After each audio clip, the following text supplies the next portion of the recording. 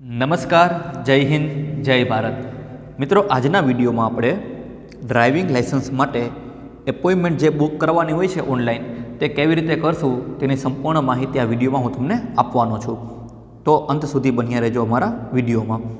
મિત્રો, driving licence માટે આપણે ઓનલાઈન અરજી કરી દઈએ, ત્યારબાદ કોમ્પ્યુટર ટેસ્ટ માટે આપણે એક એપોઇન્ટમેન્ટ લેવાની હોય છે. તેમજ લર્નિંગ લાઇસન્સ આવી ગયા બાદ ડ્રાઇવિંગ ટેસ્ટ આપવાની હોય છે, તેના માટે પણ એક ઓનલાઈન એપોઇન્ટમેન્ટ લેવાની હોય છે. મિત્રો, તો આ એપોઇન્ટમેન્ટ આપણે કઈ રીતે લેશું તેના હું તમામ સ્ટેપ તમને આ વિડીયોમાં બતાવવાનો છું. મિત્રો, તો સૌ પ્રથમ લર્નિંગ લાઇસન્સ માટેની જે એપોઇન્ટમેન્ટ લેવાની છે તેના માટે સૌ પ્રથમ તમારે પરિવહન.gov.in પર જવાનું રહેશે. મિત્રો, અહીં તમે ક્લિક કરશો એટલે આવું એક પેજ ઓપન થશે. મિત્રો, જ્યાં તમારે લાઇસન્સ રિલેટેડ સર્વિસ પર તમે ક્લિક કરશો એટલે આ રીતે તમને ઓપ્શન બતાવશે ડ્રાઇવર્સ એન્ડ લર્નર લાઇસન્સ. ત્યાં તમારે મોર પર ક્લિક કરી દેવાનું રહેશે.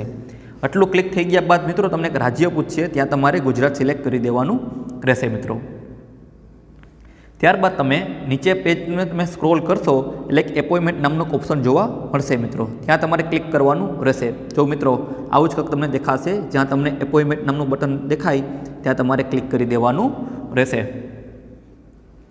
ત્યારબાદ તમારે એક નવું પેજ ખુલશે. એપોઇન્ટમેન્ટ ઉપર જેવું તમે ક્લિક કરશો મિત્રો એટલે એક નવું પેજ ખુલશે, જ્યાં તમારે સ્લોટ બુકિંગ પર જવાનું રહેશે, જેમાં તમારે learning licence test slot booking પર જવાનું રહેશે. એટલે મિત્રો, જેવું તમે એપોઇન્ટમેન્ટ ઉપર ક્લિક કર્યું એટલે એક નવું પેજ ઓપન થયું, જ્યાં તમારે સ્લોટ બુકિંગ ઉપર ક્લિક કરશો એટલે લર્નિંગ લાઇસન્સના સ્લોટ ઉપર તમારે બુકિંગ પર ક્લિક કરી દેવાનું રહેશે. મિત્રો, ત્યારબાદ તમે જે રજિસ્ટ્રેશન કરેલું હોય છે ત્યાં તમને એક એપ્લિકેશન નંબર મળી આવી છે, તે એપ્લિકેશન નંબર નાખી અને જન્મ તારીખ એન્ટર કરી દેવાની રહેશે. ત્યારબાદ આપણે કેપ્ચા ભરી અને સબમિટ કરી દેવાનું રહેશે. જો મિત્રો, આ રીતે આખું આપણે હોય છે. જો જે એપ્લિકેશન નંબર આપણે મળેલા છે જે તમારે અહીં ફિલઅપ કરી દેવાના રહેશે. પછી જે તમે એપ્લિકેશનમાં જે ડેટ નાખેલી છે બર્થ ડેટ, તે તમારે અહીં ઇનપુટ કરવાની રહેશે. ત્યારબાદ જે આ વેરિફિકેશન કોડ છે, બરાબર, કેપ્ચા કોડ છે, તમારે અહીં ફિલઅપ કરી દેવાનો રહેશે. ત્યારબાદ તમારે સબમિટ પર ક્લિક કરી દેવાનું રહેશે. મિત્રો, આટલું તમે કરશો ત્યારબાદ તમારી સામે એક નવું પેજ ઓપન થશે, જેમાં તમારે તારીખ, સમય સિલેક્ટ કરવાનો રહેશે. જે તારીખે જે સમય તમારે ટેસ્ટ આપવા જવું હશે તે તારીખ અને સમય સિલેક્ટ કરી દેવાનો રહેશે.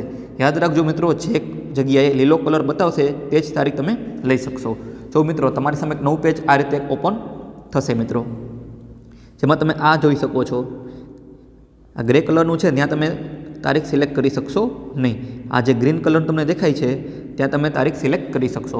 ફોર એક્ઝામ્પલ કે મારે 29 તારીખે સિલેક્ટ કરવું છે, તો અહીં હું જેવું ક્લિક કરીશ એટલે મારી પાસે એક અવેલેબલ સ્લોટ હશે, એ મને એક ઓપન થશે, જ્યાં તમને ટાઈમ સ્લોટ અને અવેલેબલ સીટ તમને બતાવશે. ફોર એક્ઝામ્પલ 9 થી 10માં કેટલી સીટ અવેલેબલ છે, 10 થી 11, 11 થી 12, બરાબર, એ રીતે તમને આખું બતાવશે. તમે તમારા ટાઈમ મુજબ અને સીટની અવેલેબિલિટી ઉપર તમે ક્લિક કરી દેશો, બરાબર, અને ત્યારબાદ તમારે બુક સ્લોટ કરી લેવાનો રહેશે. મિત્રો, આ બધું થઈ ગયા બાદ તમારા મોબાઈલ નંબર ઉપર એક ઓટીપી આવશે, જે તમારે દાખલ કરી દેવાનું રહેશે અને એક પ્રિન્ટ તમારે કાઢી લેવાની રહેશે. આ પ્રિન્ટ તમારે આરટીઓએ લઈ જવાની રહેશે. જો મિત્રો, આ રીતે આખું મસ્ત મજાનું એક પ્રિન્ટ તમારે નીકળશે, જે તમારે આરટીઓએ લઈ જવાનું રહેશે. મિત્રો, હવે મિત્રો, ડ્રાઇવિંગ લાઇસન્સ માટેની એપોઇન્ટમેન્ટ કેવી રીતે થશે અને કઈ રીતે બુક કરી શકાય તે આપણે જાણીએ. મિત્રો, મેં જેમ તમને લર્નિંગ લાઇસન્સની એપોઇન્ટમેન્ટ માટેની વાત કરી છે, સેમ તમારે ડ્રાઇવિંગ લાઇસન્સ માટેની જ એપોઇન્ટમેન્ટ લેવાની છે. પરંતુ અહીં તમારે જે સ્લોટ બુક કરો છો ત્યાં તમારે શું કરી દેવાનું, ડ્રાઇવિંગ લાઇસન્સ માટેનું સિલેક્ટ કરી દેવાનું રહેશે. ત્યારબાદ તમારે તમારા જે એપ્લિકેશન નંબર, બર્થ ડેટ નાખી અને સબમિટ પર ક્લિક કરવાનું રહેશે અને તમારે જે તમારો ટાઈમનો જે સ્લોટ છે તે બુક કરી દેવાનું રહેશે. અને છેલ્લે જે તમારી પ્રિન્ટ નીકળે પછી તમારે ઓટીપી આવશે. ઓટીપી બાદ તમારે એક પ્રિન્ટ નીકળશે, જે પ્રિન્ટ લઈને તમારે આરટીઓએ જવાનું રહેશે. મિત્રો, તો તમે જોઈ શકો છો મિત્રો કે લર્નિંગ લાઇસન્સ અને ડ્રાઇવિંગ લાઇસન્સ માટેની એપોઇન્ટમેન્ટ આપણે આ રીતે આપણે આસાનીથી મેળવી શકાય છે. જો મિત્રો, હજી તમને આમાં કંઈ સમજાણું ન હોય તો તમે મને કમેન્ટમાં પૂછી લેજો, હું તમને જવાબ તેનો આપીશ. મિત્રો, આવા જ વધુ વિડીયો જોવા માટે અમારી ચેનલ અપડેટ નોલેજ ફોર ઇન્ફોર્મેશનને સબસ્ક્રાઈબ કરી લેજો. આ વિડીયો ગમ્યો હોય તો લાઇક એન્ડ શેર કરી દેજો. Thank you.